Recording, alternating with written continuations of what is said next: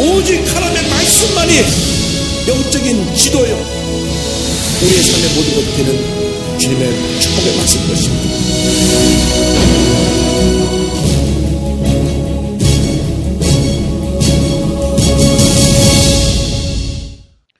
오늘부터 사무엘상을 공부합니다. 오늘 사무엘상 1장은 특별히 사무엘의 어머니, 기도의 어머니 한나에 대한 이야기가 나오는데, 사무엘상 전체의 개요를 잠시 설명드리겠습니다. 사무엘상은 누가 썼습니까? 사무엘상은 누가 썼다고요? 틀려도 좋으니까 큰 소리로 누구라 썼다고요? 네, 사무엘이 썼습니다. 누가복음 누가 썼나요? 누가가 썼습니다. 제일 쉬운 질문, 누가복음 누가 썼습니까? 누가가 썼어요. 사무엘상은 사무엘이 쓰고, 사무엘하도 사무엘이 쓰고, 이제 우리가 사무엘이 기록한 사무엘상하를 공부하는데, 이 사무엘상은 어떤 내용이 있냐면 이스라엘이 사사 시대로부터 시작해서 왕정시대, 왕국시대로 넘어가는 그 과정을 설명합니다. 이제 성경을 보면 구약을 4,000년, 신약을 2,000년 봅니다. 그래서 6,000년을 보거든요.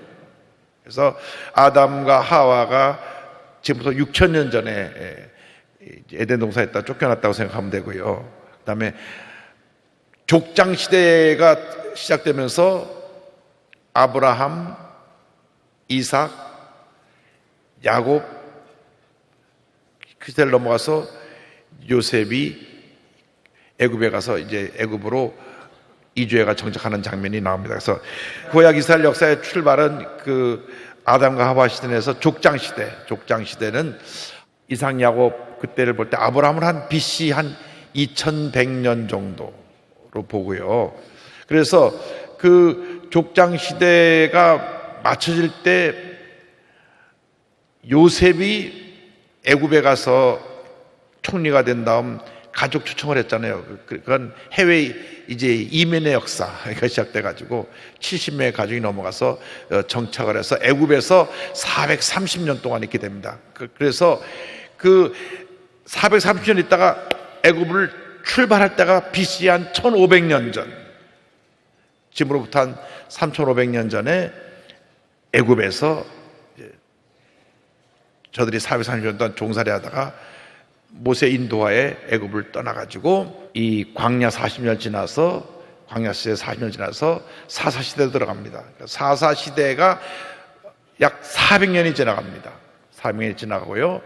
이제 왕국시대로 오는데 첫 번째 왕이 사울 왕이고, 그 사무엘상에는 사울 왕이 세워지는 장면하고, 그 다음에 그 두 번째 왕, 다윗 왕이 어떻게 이제 왕이 될 것이냐, 그리고 다윗 왕이 즉위하는 것은 사무엘 하로 넘어갑니다. 그래서 왕국 시대, 통일 왕국은 다윗 시대에 이루어집니다. 다윗 때 이루어지는데, 다윗이 예루살렘으로 수도를 정하고 약 BC 1000년 전, 지금부터 약 3000년 전에 통일 왕국 시대를 이루었습니다. 그리고 그 다음 솔로몬 왕, 그러니까 첫째가 사울, 둘째가 다윗 통일왕국이 이뤘고요. 솔로몬 왕까지 통일왕국이 됐는데 솔로몬의 아들 르호보암 때 나라가 쪼개집니다. 통일왕국이 오래가지 못했어요. 다윗 왕 40년, 솔로몬 왕 40년, 그 다음에 르호보암 때 와서 르호보암 때 나라가 쫙 나눠져서 북왕국 이스라엘, 남왕국 유다. 북왕국 이스라엘의 수도는 사마리아, 남왕국 유다의 수도는 예루살렘. 그래서 주전 922년에 나눠지고 200년이 지나서 북왕국 이스라엘이 아수르에서 멸망을 당하고, 주전 722년이죠. 그 다음에 주전 586년에 남왕국 유다가 바벨론에서 망합니다. 그러고 나서 완전히 나라가 사라져버리고 70년 지나고 나서 고레스 왕 때 이제 포로 시계로 돌아왔다가 예루살렘 귀환하는 장면이 이제 구약 이스라엘 역사의 개관입니다. 이 복잡한 숫자는 다 잊어버려도 돼요. 그냥 한번 듣고 잊어버려야 다음에 또 제가 설명 또 기억이 나니까, 처음에 다 아시려고 하지 말고 저렇게 지나가는구나 라고 생각하셔야 됩니다. 그래서 이 사사 시대에서 왕국 시대로 전환되는 과정이 나오고, 첫 번째 왕 사울에 대한 이야기가 나오고, 그 다음에 두 번째 왕이 될 다윗에 대한 얘기가 나오는 것이 전체 주제입니다. 그래서 기록된 때는 주전 약 1050년 정도 전에 기록되었다 봅니다. 그 당시 배경, 사무엘상 당시 이스라엘은 이방 족속들의 위협이 있었는데, 그 중에 블레셋이라고 하는 나라는 무기가 철, 가장 강한 철로 된 무기를 가지고 이스라엘을 공격했어요. 근데 그 당시 그 사사 가운데 마지막 이제 사사로 넘어가기 전에 제사장 사사들이 무능력했는데 엘리라고 하는 제사장 사사가 등장을 합니다. 이제 그 얘기가 좀 설계가 되고요. 이스라엘 전체 이 사회적 영적인 위기가 있는 그 내용이 배경입니다. 핵심 주제는 하나님의 왕권, 하나님의 섭리와 인도입니다. 이 세상에 통치자들이 많아도 진정한 이 세상을 다스리는 통치자는 우리 하나님 한 분밖에 없습니다. 우리가 이 사무엘상을 통해서 우리의 진정한 통치자는 하나님이시고, 하나님의 섭리 가운데 우리가 인도함을 받고 있다는 것이죠. 잠시 잠깐 우리 지나가는 인생 속에 살지만 하나님의 뜻과 계획과 섭리 속에 움직여 가는데, 그런데 우리에게 하나님께서 무엇을 주셨냐면, 따라서요, 자유의지라는 것을 주셔서 그 자유의지를 가지고 하나님의 뜻에 순종하며 살게 만들어 주셨습니다. 그러니까 그 자유의지를 활용하는 방법이 믿음이라는 것이다. 믿음. 우리는 하나님의 뜻인 하나님의 말씀을 우리의 자유의지를 가지고 순종하고 따라가야 되는데, 우리가 믿음의 사람이 될 때 우리가 이 자유의지를 가지고 하나님을 잘 섬길 수가 있습니다. 큰 믿음의 사람이 큰 일을 합니다. 적은 믿음의 사람이 적은 일을 합니다. 믿음이 없는 사람은 문제 속에 살다 문제 속에 그 삶을 마치게 됩니다. 그래서 여러분 모두가 큰 믿음의 사람이 되기를 바랍니다. 위대한 사사요 제장을 탄생시킨 어머니 한나는 믿음의 사람이었습니다. 기도의 사람이었습니다. 사무엘상 1장에 이제 한나와 분인나에 대한 설명이 나옵니다. 이제 이 한나와 분인나는 사무엘의 아버지 엘가나의 부인들인데요. 1장 1절부터 보겠습니다. 에브라임 산지 라마다임 소빔에 에브라임 사람 엘가나라 하는 사람이 있었으니 그는 요로함의 아들이요 엘리후의 손자요 도후의 증손이요 숲의 현손이더라. 엘가나는 에브라임 산지 라마다 소임이라고 하는 곳에 살고 있었는데, 나중에 이제 사무엘이 라마라고 하는 지역을 근거로 활동했는데, 이 라마다 소임은 이 라마의 전체 지역의 이름입니다. 이 전체 지역의 이름이 신약 시대에 와서 이름이 바뀝니다. 이 라마다 소임이라는 지역이 뭐로 바뀌느냐? 아리마대라고 하는 지역으로 바뀝니다. 이름만 바뀌어요. 아리마대 하면 누가 기억이 나냐면 아리마대 요셉이 기억나고, 아리마대 요셉은 부자였는데 자기가 장사할 때 쓰려고 만들었던 그 무덤에 예수님을 모신 그 분이 바로 이 지역의 출신이다. 그래서 이 지역이 그런 지역이고요. 엘가나라고 하는 사람은 이제 그 뼈대가 있는 집안이에요. 보니까 고조부부터 쭉 설명하는데, 고조부 숲이라는 분은 그 지역을 개척한 사람으로서 그분의 이름을 따서 그 지역 이름을 만들었어요. 그래서 이렇게 뼈대 있는 집안에 엘가나가 이제 부인이 둘이 있었는데, 한나가 한나고 그 다음에 분인납니다. 2절 다 같이요. 그에게는 두 아내가 있었으니 한 사람은 한나요 한 사람의 이름은 분인나라. 분인나에게는 자식이 있고 한나에게는 자식이 없었더라. 엘가나라는 사람에게 분인나와 한나라고 하는 두 부인이 있었는데, 분인나는 자녀가 있었고 한나는 자녀가 없었다. 당시 고대 사회에 자녀를 많이 낳는 게 굉장히 큰 축복이었습니다. 그 자녀가 없으니까 늘 본인은 마음이 우울하고 무언가 인정받지 못하다고 생각하고 스스로 자기 책임에 빠지게 된 겁니다. 그런데 엘가나에서 우리가 배울 수 있는 것은 엘가나는 하나님을 잘 섬기는 믿음이 좋은 분이 돼서 늘 예배드리기를 힘썼다. 3절 다 같이요. 이 사람이 매년 자기 성읍에서 나와서 실로로에 올라가서 만군의 야훼께 예배하며 제사를 드렸는데 엘리의 두 아들 홈리와 비나스가 야훼 제사장으로 거기 있었더라. 엘가나는 예배에 힘쓰는, 하나님 보기에 하나님이 기뻐하시는 모습으로 살기 위해 노력한 그 가장이었고 그 집안이었던 걸 보여주고, 그 뒤에 엘리와 두 아들이 같이 등장을 합니다. 같은 그 3절에 두 그룹이 나눠져요. 예배 잘 드리는 그룹. 하나는 하나님의 제사장이라고 하면서도 영적으로 도덕적으로 타락해서 결국은 완전히 그 삶의 마지막이 실패와 절망으로 끝나는 그런 모습을 대조적으로 보여줍니다. 그런데 이 엘가나 가족이 실로에 올라가서 예배드릴 때 만군의 야훼께 예배드렸다. 전지전능하신 하나님께 예배드렸다고 표현합니다. 4절 5절 다 같이요. 엘가나가 제사를 드리는 날에는 제물의 분깃을 그의 아내 브닌나와 그의 모든 자녀에게 주고 한나에게는 갑절을 주니 이는 그를 사랑함이라. 그러나 야훼께서 그에게 임신하지 못하게 하시니. 예배를 드리러 올라갈 때 이제 엘가나가 재산이 많나 봐요.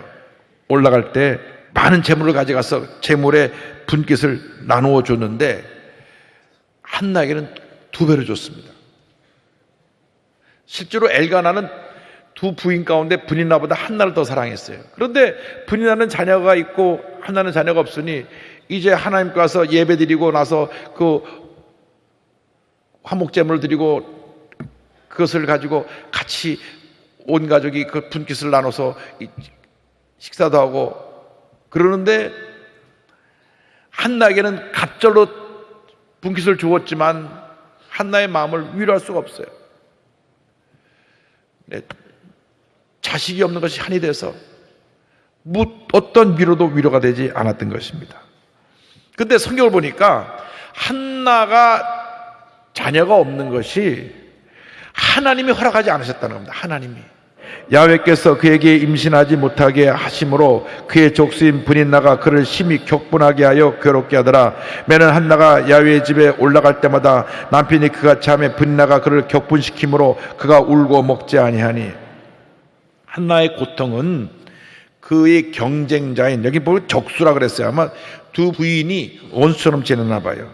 늘 갈등이 있었는데 브닌나는 자기가 아이를 낳아서 자기를 더 사랑해줘야 되는데 자기를 사랑하지 않고 아이를 안 낳은 한나를 더 사랑해주니까 그것이 마음에 영 불편하니까 자꾸 괴롭히는 겁니다. 격분시켰다. 자꾸 격분시켰다. 이렇게 굽어진 사람은요, 특징이 남을 격분시키는 은사가 있어요. 이 사람 가는 곳마다 싸움이 일어나는 거예요. 왜? 그 마음이 굽어져서 그래. 마음이 굽어져. 그 마음이 펴지기 전에는 늘 그분이 가는 곳마다 문제가 생겨납니다. 트러블이 생겨나요. 그래서 브닌나를 따라가면 안 돼. 이 브닌나는 가는 곳마다 분란을 일으키는 사람이 브닌나예요.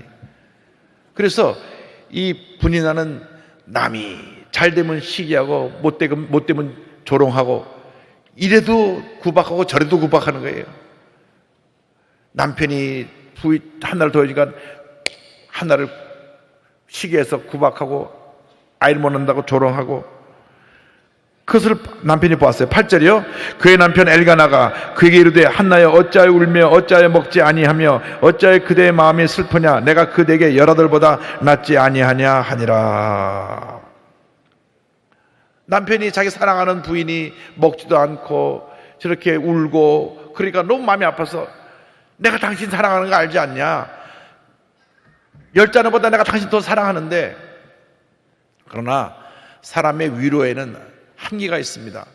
근본적인 내 문제가 해결되지 않는데 애가 없는데 아무리 남편이 위로해줘도 그 위로가 그 마음의 아픔을 치료해주지 못하는 것입니다.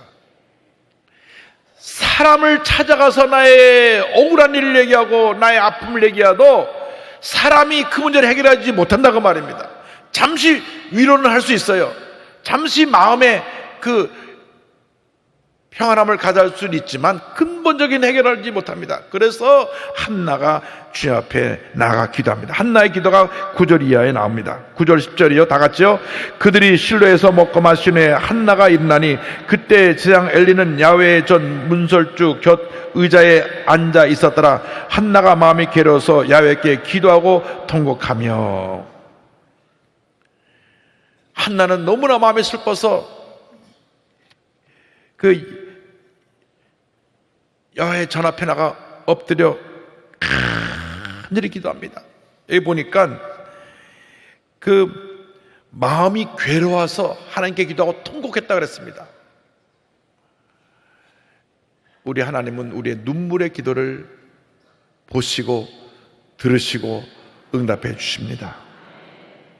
누가 나를 괴롭게 하고 힘들게 할 때 하나님 앞에 나와서 그 괴로운 마음을 다 토해놔야 돼요. 사람과의 관계를 내가 해결할 수 없는 게 너무 많아요.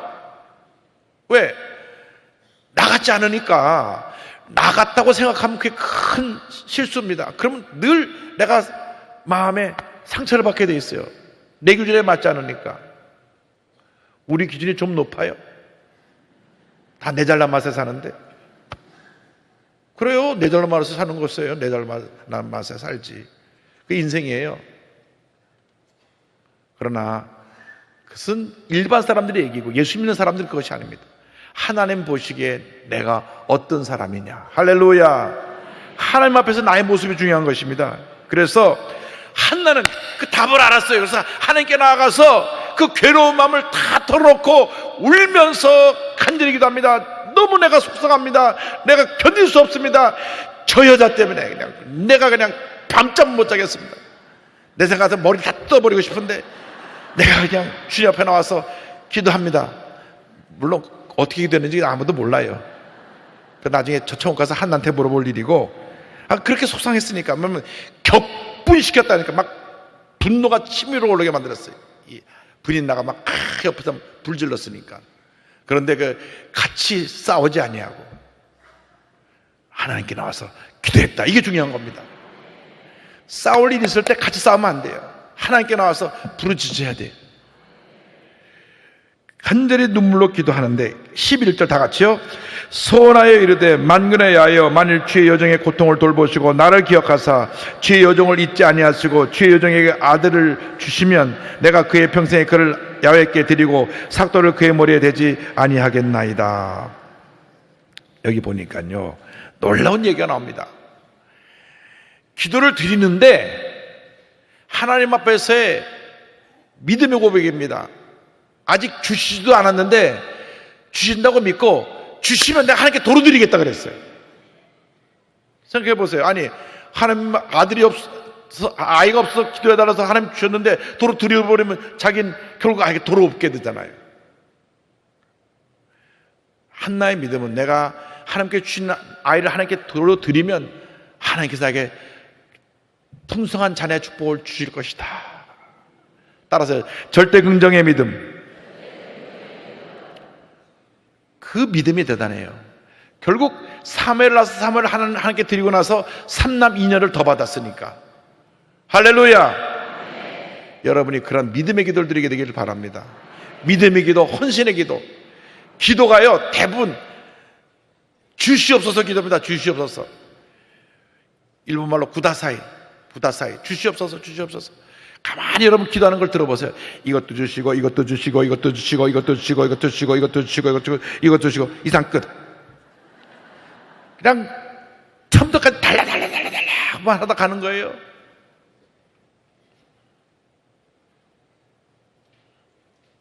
우리의 기도가 좀 차원이 높아져야 되죠. 밤낮 구걸하는 기도가 아니라 내 무엇 주님께 바치리까? 내 시간을 드립니다. 내 정성을 드립니다. 내 물질을 드립니다. 내 재능을 드립니다. 주님 영광 받으시옵소서. 그러면 하늘 물려서 막 쏟아 부어줄 텐데 이것도 주시옵시고 이것도 주시옵시고 이것도 주시옵시고 이것도 주시옵시고 안 주시면 알아서 하세요. 주시옵소서 주시옵소서. 하나님 가만히 들어가 그리고 끝.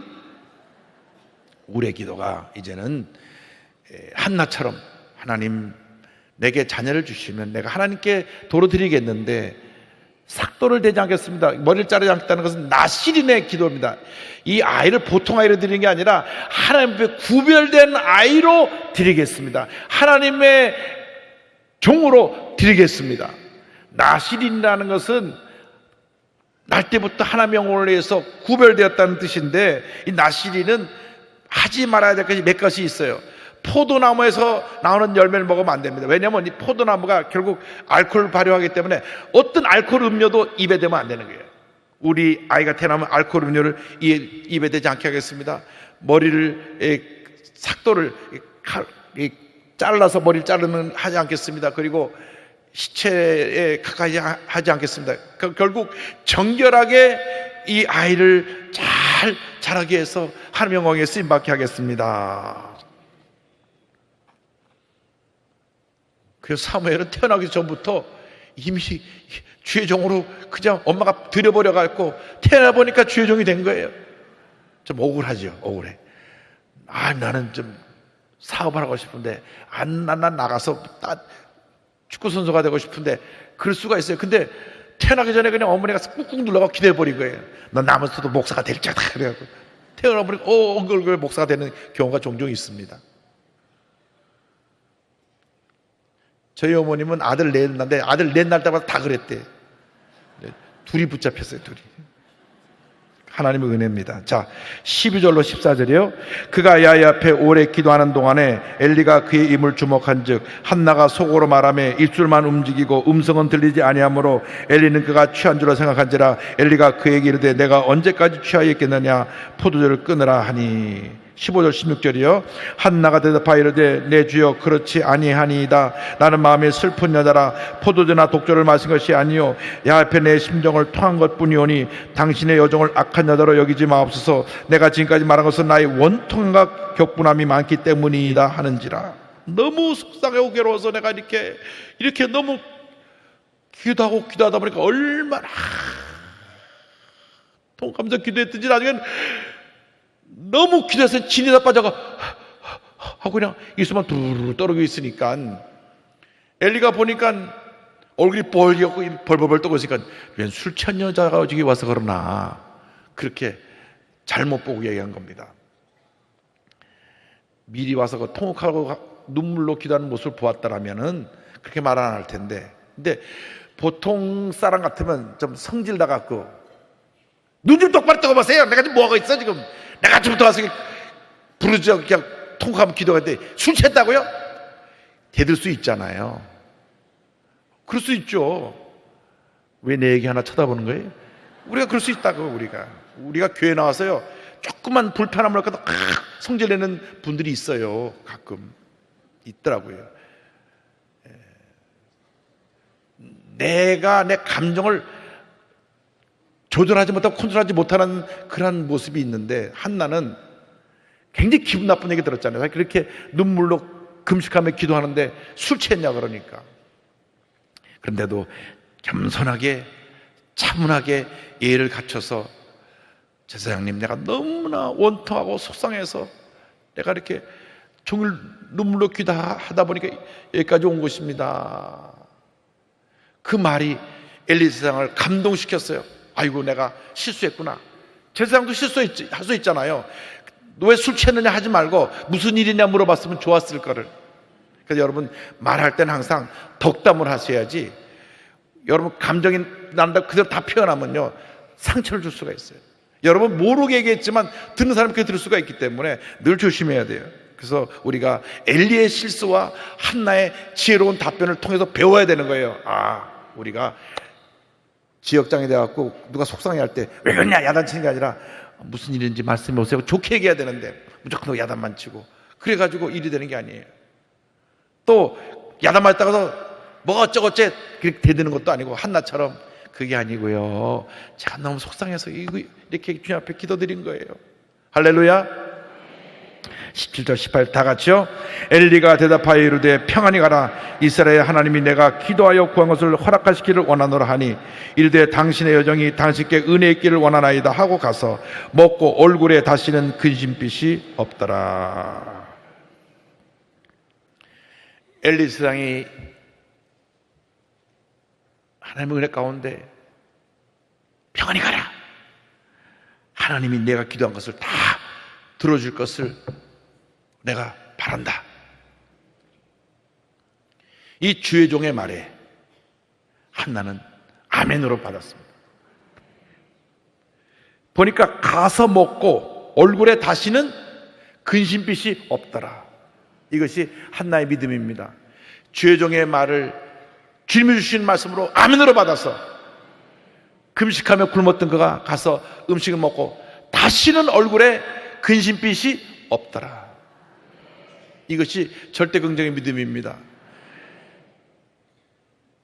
기도하고 나서 돌아서면 또 걱정하고 와서 또 기도하고 또 걱정하고 이게 아니에요. 다시는 얼굴에 근심빛이 없더라. 여러분 주 앞에 믿음으로 기도했으면 응답받은 줄로 믿고 기뻐하고 감사하고 주님께 영광 돌리시길 바랍니다. 나 속상해하고 막 미워하고 분노하고 예배될 때 또 아멘 응답받았습니다. 돌아가서 또 다시 또 분노하고 또 속상해하고 이렇게 다람쥐 쳇바퀴도 원점으로 돌아가지 말고 이 한나처럼 주님 이 말씀이 내게 주신 말씀인 걸 믿습니다. 응답받았습니다. 내게 자녀가 태어납니다. 가서 먹고 다시는 얼굴에 근심빛이 없더라. 그래서 1년 후에 사무엘이 태어났습니다. 할렐루야. 크게 한번 박수하십시다. 하나님 아버지, 우리가 이 같은 믿음 갖게 하여 주옵소서.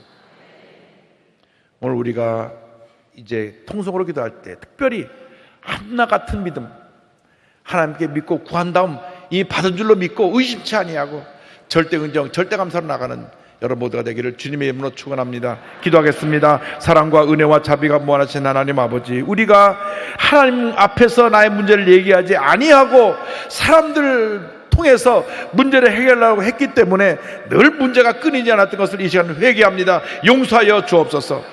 어떤 문제도 하나님 앞에 나와 통곡하며 기도하며 응답받는 저희 모두가 되게 하여 주시옵소서. 예수님의 이름으로 기도드립니다.